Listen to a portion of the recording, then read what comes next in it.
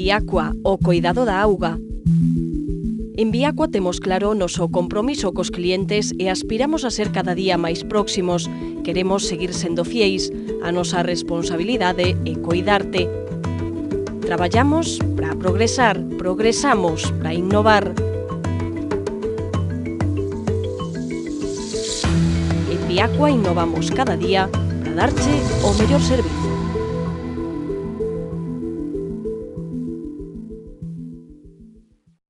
Seguimos no Faladoiro, hoxe deixamos aparcada a actualidade política da que nos ocupamos a cotío para sumarnos á celebración do Día das Letras, anticiparnos a esa festa do 17 de maio. Vimos de conversar na primeira parte do programa co presidente do Consello da Cultura Galega, con Ramón Villares, e toca agora abrir a tertulia, que é o noso, e para iso hoxe reunimos ao redor da nosa mesa o profesor Xosé Luís Regueira, ele é filólogo e lingüista e membro da Real Academia Galega. Profesor, benvido, moitísimas grazas por acompañarnos. Moitas grazas. A un habitual dos faladoiros de maio que facemos cada ano, o poeta Luís González Tosar, presidente do PEN Clube de Galicia. Que tal, Luís? Benvido un ano máis.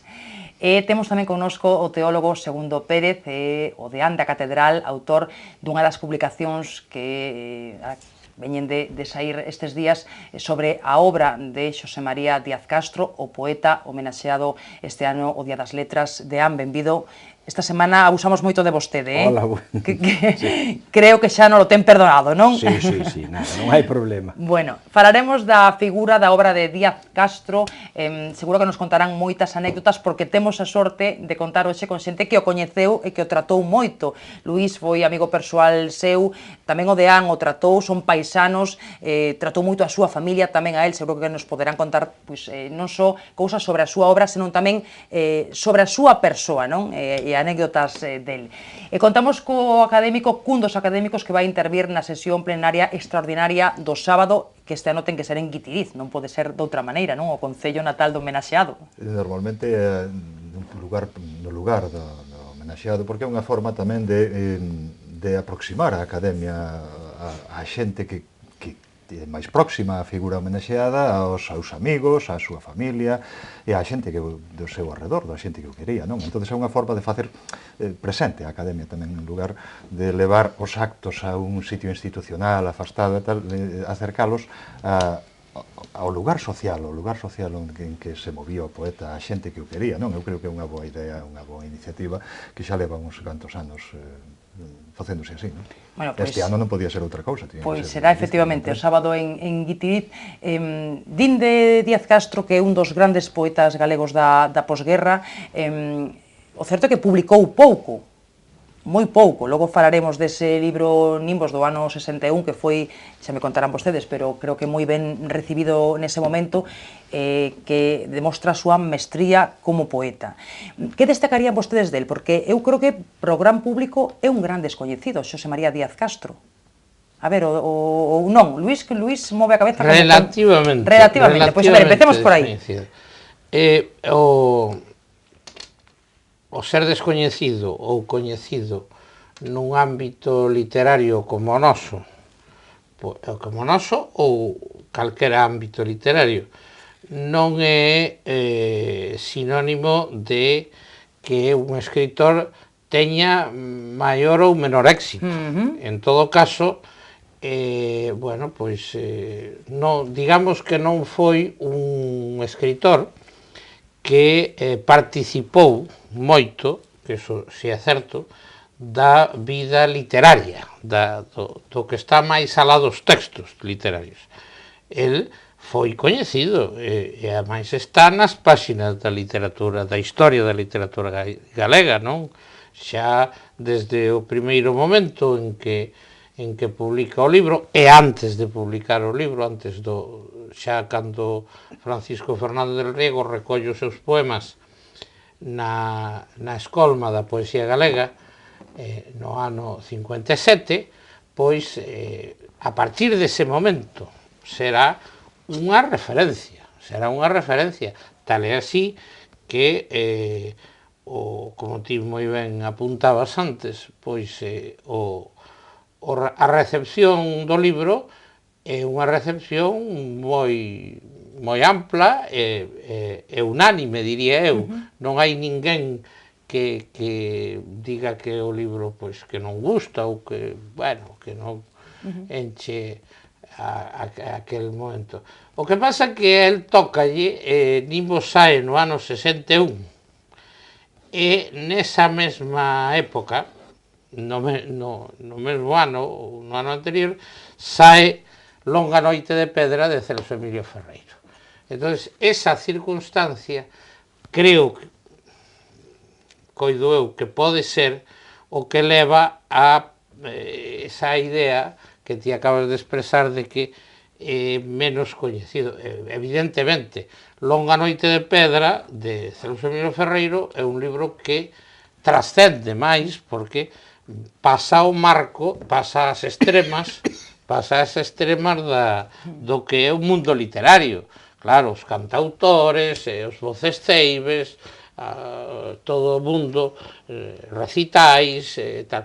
Nimbos é outra cousa, é outra forma de estar presente na literatura, pero no sentido de coñecido, pois si, ele é un autor coñecido, claro. Eu decía, bueno, pensando no gran público, non? Que supoño que tería ocasión este ano de ler, eu leí recentemente Penélope, non? Ese poema que é precioso e que non lera, non? Basicamente, decía, pensando en xente como a mí, non? Que lemos, pero que non somos, pois, estudosos, non? Da literatura, non? Non sei se o académico quer apuntar algo así. Sí, seguramente creo que tes razón nunha parte, é dicir, é unha persoa que nos círculos literarios, na cultura galega era moi coñecida, dentro dos círculos culturais, pero probablemente para a sociedade en xeral era unha figura bastante descoñecida, porque por varias razóns, é dicir, por un pouco vivía fora, entonces non facía vida social en Galicia, despois cando se xubilou si fixo algunha máis, pero non publicou máis libros posteriormente porque era unha persoa moi selectiva, é dicir, escolleu moi ben os poemas que publicou e non quería, realmente non tiña un afán de publicar nin de crear outro libro, non? Era moi exixente, entón, consigo mesmo? Pois parece que sí, eu non o coñecín persoalmente, pero, decir, todo indica que sí que o era, non? De maneira que eso fai que é unha persoa que tampouco non ten un afán de protagonismo, de estar nos medios, de sair na prensa, non? Por lo tanto, eso fai que sexa unha persoa que queda un pouco máis escurecida nese sentido da publicidade social, non? Pero realmente sí, nos círculos da cultura galega, da literatura, era unha figura coñecida e moi apreciada, non?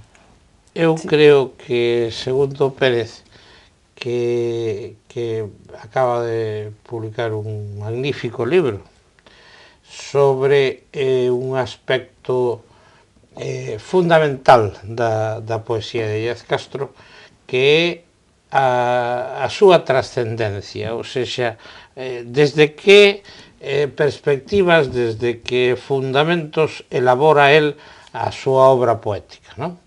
Eu creo que aí pode tamén apuntar, porque claro, a temática que el toca e a poesía que fai, pois claro, neste momento concreto, ano 61, pois non é excesivamente atractiva, é moito máis atractivo o que fai Celso Emilio Ferreiro, porque hai unha situación de dictadura, hai unha situación de privación de liberdades, e ese diálogo que entabla Díaz Castro con Deus, ese espírito que el busca no libro, non é que non teña interés, que tiña moito interés, pero non era o momento, non había condicións. E, por outro lado, como moi ben apuntou Xosé Luis Regueira, pois claro, a súa circunstancia vital, el vive en Madrid 35 anos, el marcha daqui no ano a principio do 47, e xa non volve ata os anos 80, claro. Deán, supoño que concorda co que apuntaba Luís, non? Creo que decía que estaba de acordo, non? Sí. Bueno, eu máis José Luís, máis Luís González Tosar, pois non nos coñecíamos de vista hasta non fai moito tempo, pero si eu coñecía o que escribía. En un acto que houbo, pois que participamos os dous, sin habernos postos de acordo, coincidimos totalmente, e sigo coincidindo. Eu penso que sí, que Luís González Tosar é unha das persoas que coñece mellor a Díaz Castro, é que coñece o texto, o contexto e o pretexto, que non sempre están presentes. Bueno, eu a miña perspectiva é a seguinte. estou sorprendido moi positivamente do eco que está tendo, que eu penso que hai moitos anos que o Día das Letras Galegas non tuvo o autor tanto eco, o cual quere decir que toca as fibras do corazón na súa poesía. Porque senón non sería deste xeito. Coincido tamén con eles, non? Que efectivamente en todas as historias da literatura, sean do signo que sean, están algúns dándolle un matiz dun xeito e outros do outro. A mí pareceme que non entendeu moitos dos autores, lóxico pola formación que teñen, non entenderon o que acaba de decir José Luis. Te chamo José Luis, non sei por qué. Luis. Bueno, que acaba de decir Luis, mira, aí hai un tema, claro, Sombras Radiantes é anterior, que acaba de salir en castelán, unha edición preciosa, para min os seus 2 libros, que dice, non ten obra, sí que ten moita obra. O que pasa é que por ese espírito seu perfeccionista, eu creo que o perfeccionista, e además de perfeccionista, pois, con carencia de tempo para pausadamente poder reler as cousas que el quería sempre refacer, etc. Pois, iso pesou, non? Pesou, entón, hai cousas que non se teñen editado. Pero, a súa poesía, totalmente de acordo con Luis, pasa o seguinte, esa poesía non é a poesía tampouco non é a da reivindicación social que estaba en moda, aunque ten poemas con unha fonda incidencia social, nin tampouco era a literatura galega tradicional, por dicir entre comillas, que proviña, por exemplo, dos poetas da escola do Seminario de Mondoñedo, por exemplo, Noreia Varela, ou Aquiles Alvariño, ou mesmo Iglesias Alvariño, que era moi bon, ou Trapero Pardo, porque era unha poesía moito mirando a chaira, moito mirando ao noso, nunha palabra.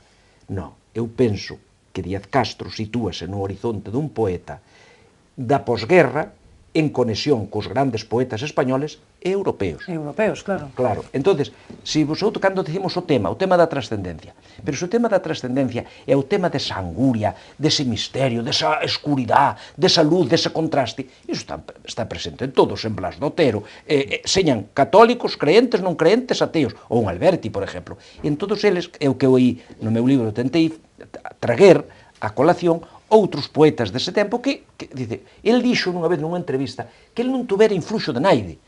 E dices, pois, certamente que da escola de Mondoñedo pareceme que traspasa aí. Non. Pero sí é o poeta da escola de Mondoñedo que ten máis horizonte e máis perspectiva desde o punto de vista antropolóxico, místico, non? Xa non entra aquí tal católico, místico e de fonda reigame poética, non? E iso está claramente en conexión con, eu cito moitos poetas, pero estes poetas que eu leo con moitísimo gusto, porque os poetas da posguerra española, eu penso que son a conciencia da angustia, da situación de necesidade, de sofrimento que se está vivindo. E a poesía é a palabra que expresa mellor o fondo da alma. Profesor Reguer, está de acordo co que apuntaba o Deán? Sí, estou de acordo, naturalmente. É que realmente a min o que esa dimensión espiritual, non? Digamos, da súa obra, ademais de ter unha fondura, non? Que é inusitada na poesía galega, incluso, non sei, da época é máis alá, non? Está feita, ademais, cuns elementos, cunha economía. A min o que me parece magistral é como a partir dos elementos do seu entorno, do seu contorno máis inmediato, máis familiar, da súa casa, supoño que máis ben da súa infancia, non? Das leiras, dos bois, do río, consegue, non fai unha poesía paisaxista, é dicir, hai moitos elementos de paisaxe, non? Pero non están por si mesmos, non fai poesía para alabar a flor ou a erviña ou tal, senón que utiliza iso como elementos para construir metáforas, para construir símiles, para construir unha dimensión espiritual a partir dos elementos que ten ao lado da porta e coas palabras coas que el as nomea. Coas palabras dali, auténticas, é dicir, non hai nada no libro que non sexa auténtico realmente, non? De maneira que, é dicir, con elementos moi modestos, sendo moi local, casi, digamos, da casa e da aira, non? Un pouco máis alá, ao río, chega ao río, non? Pois prácticamente con eso consegue ser universal, que sea a cuestión. É dicir, canto é moi local e ao mesmo tempo é completamente universal. Esa, eu creo que eu, non sei, tal vez non sei, a definición así un pouco máis breve que podría facer. Non, e sobre todo a forza da imaxe. El é un gran dominador da imaxe. Pero a imaxe sempre está utilizada para transmitir unha emoción. Pero dendo concreto vai ao universal. Dendo concreto, un pode chegar ao universal. O concreto é parte esencial do que eu son e do que existo, pero eso son capaz de trascender. Desde logo que el non fai ruralismo, nin fai toda esa exaltación paisaxística que hai noutros autores que evidentemente teñen moito mérito, pero que non logran trascender. Sin embargo, está cheo de metáforas agrarias, non? Efectivamente, está cheo de metáforas agrarias. Os bois que aran, os bois que pasen. Ese é o mérito. Claro, ese é o mérito. Os bois que aran e os bois que pasen están transmitindo sentimentos, non? E ti eso detectaríalo moi ben, está feito cunha lingua moi xenuína, moi dalí, porque incluso publicou un vocabulario que son palabras que eu sento utilizar os meus veciños, pero que non se utilizan por aí adiante. É certo, pero todas as palabras que hai ali son verdadeiras, son reales, pero é unha lingua moi depurada, é dicir, é unha lingua literaria. Non está usando a lingua dos paisanos dali, está usando os términos, as imaxes, tal, pero realmente é unha lingua literaria moi depurada. Hai moitos elementos da lingua literaria común. Non? Se escribe, por exemplo, a luz, a cruz, con ese ao final, cando Vitiriz non se di, non? Por que o di? Pois porque é galego literario, estaba a luz do candil, por exemplo, porque non controlaba perfectamente. E hai moitos outros elementos do galego literario, é dicir, está utilizando o galego literario, non está escribindo na lingua da súa casa. O que pasa é que utiliza as palabras para chamar as cousas, utiliza as palabras dali, as palabras da súa casa, as palabras dos seus veciños, do seu entorno, e as imaxes que nos transmite son as imaxes que podemos ver cada día, non? Hai realmente imaxes moi potentes, non? O paporroibo que se achega a soleira. Esa é unha imaxe preciosa. Ou aquel... Un día de neve, non? Un día de neve, que eu teño visto tantas veces, que a neve todo chea tal, entón o paporroibo cou queda baixa as pallas do palleiro se vai acurrucando á porta. É unha imaxe... Pero non dio paxariño, dio paporroibo. Matiza. Cuidado. Agora, Luís Sabio conoce o mellor porque corrixeu con ela a edición e tal, pero eu penso que cada palabra, cada verso e cada poema, e incluso o número que eu poñei, é o número de poemas en cada apartado, ten o seu símbolo, ten o seu significado, por iso non é de extrañar que ele non quixera publicar, é dicir, aí queda eso. E despois deso é moi difícil escribir outra cousa que non. Pero a min, de tanta altura como en Nimbos, en castelán, fascíname Sombras radiantes, que son as dúas obras dele, porque eu tamén penso que a veces na obra poética de calquer poeta, eu penso que a veces se fixera unha antología con 10 ou 20 poemas, todo o resto moitas veces son de circunstancias, ao que lle piden para un homenaxe ou que non sei que. Ele ademais tiña un concepto, vamos a ver, ele tiña un modelo propio de escritor, ele tiña o seu modelo, que era un escritor, digamos, que non quería prodigarse. Esa é a primeira cousa. Ele tiña un modelo de escritor que era un escritor contido, o sea, perfeccionista ao máximo, quizáis demasiado, non? Que por iso non publicou máis, pero ele tiña obra, ele escribía, ou seja, ele escribía, reformulaba algunhas cousas que tiña anteriores, corrixía moito e tal. Pero a cuestión da lingua, volvo da lingua porque parece moi interesante. Cando no ano 89 eu lle propoño reeditar Nimbos, porque Nimbos estaba, eu lino no ano 71, por indicación do meu profesor de literatura no Instituto Santa Irene, que era Xosé Luis Méndez Ferrín, literatura española, daquela non había literatura galega no bacharelato. Bueno, por lo tanto, eu quedo fascinado con Nimbos, non? Ano 71. E o libro xa estaba esgotado, levaba 10 anos editado e xa non había xa eu non puiden encontrar ningún exemplar. Bueno, por lo tanto, el fai unha reedición que lle propón Carballo Calero na Editora Nacional, pois no ano debeu ser aí polo 84 ou 85. 85. Pero é unha edición bilingüe, que a traducción fai nel mesmo, claro. Ele era traductor, que é outra cuestión que non se pode nunca esquecer. El era traductor de profesión, e iso notase moito tamén. Sí, non se lo poñeu de relieve. Está traballando con lingua literaria continuamente. Dedicou a súa vida tamén, non? A traducción, a poesía e a traducción. É que cando di que non recibe influxo de naide, eu si penso que recibe moito influxo da literatura europea do que traduce, porque claro, ele traduxo premios Nobel, traduxo poetas, a Paul Valéry, todo. Entón, claro, este home, claro, que ten ese peso. Eu, digo aí no meu libro, digo, que eu donde lle encontro unha similitud moi influenciado é por Rilke. Sí. Porque realmente o gran poeta do siglo XX europeo é Rilke. No, Rilke... Entón, aí vese, as imaxes que el ten, eses contrastes que señalaba o profesor e tal, eses contrastes que son do ordinario, do de cada día, con un profundo traspaso ao misterio, e despois parece que como a águila que vai voando, baixa outra vez abaixo, e remonta. Ese é Rilke. Sí. En certa medida... El ten moitas influencias porque ele era un lector moi... Era un lector moi selectivo. Ele era lector xa desde os tempos do seminario, xa desde rapaz. Pero a cuestión de... Estaba vostede no ano 85, non o quero deixar eu a medias. A cuestión das edicións. Non, porque creo que é significativo, non? Entonces, cando fai a edición da Editora Nacional, non fai algunhas correccións mínimas, a cuestión do galego. Sí. Fai algunhas correccións mínimas de erros, ele era tremendamente cuidadoso. E fai a traducción ao castelán e sai o libro. O libro despois, desgraciadamente, como a Editora Nacional, dali a pouco, cando veu a democracia, pechou, porque non tiña sentido que houbera unha editora, digamos, oficial, non? Bueno, pois pechou. Entón, o libro non se distribuiu. Eu teño, sí. Sí, eu teño tamén a edición, pero, bueno, non tivo unha distribución.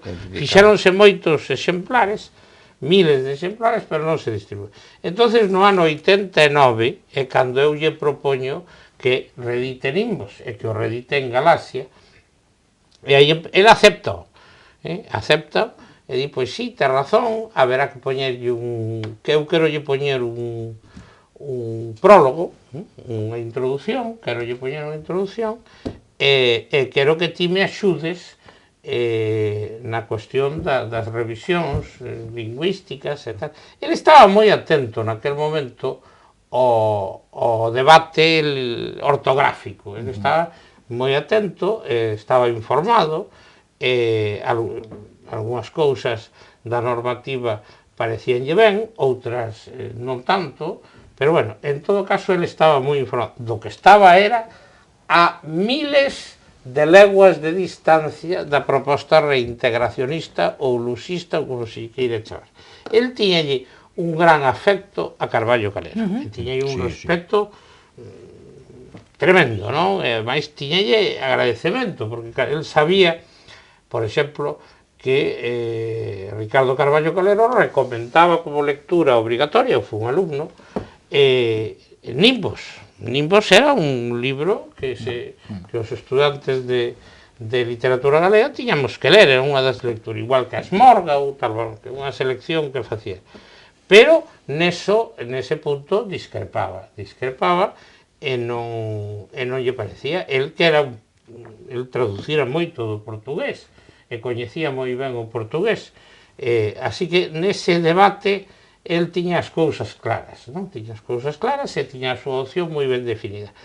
Pero cando correximos, cando empezamos a traballar no libro, eu, unha das cousas que lle digo, home, podeslle quitar o glosario ese, o vocabulario, isto é mellor quitarlo, porque a estas alturas, ademais, eu facía un pouco por cuestión, digamos, patriótica, non? Un libro de poemas en galego, que sae no ano 61 e que siga mantendo un vocabulario coa traducción en castelán, pois eu dicía, bueno, isto non ten moito sentido a estas alturas. Dicía, non, ten que ir porque é a miña escolla, eu quero que fixo moito fincapé niso.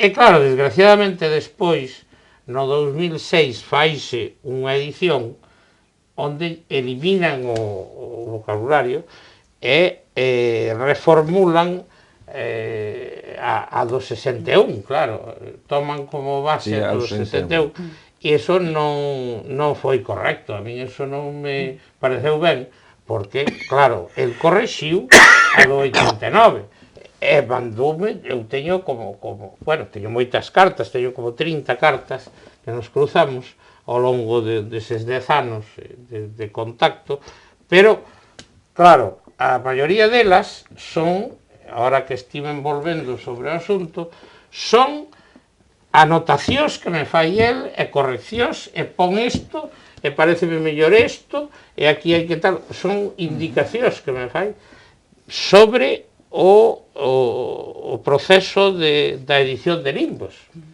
O sea, o cal quere dicir que ele era tremendamente minucioso, puntilloso, e iso tamén foi un dos ingredientes que contribúen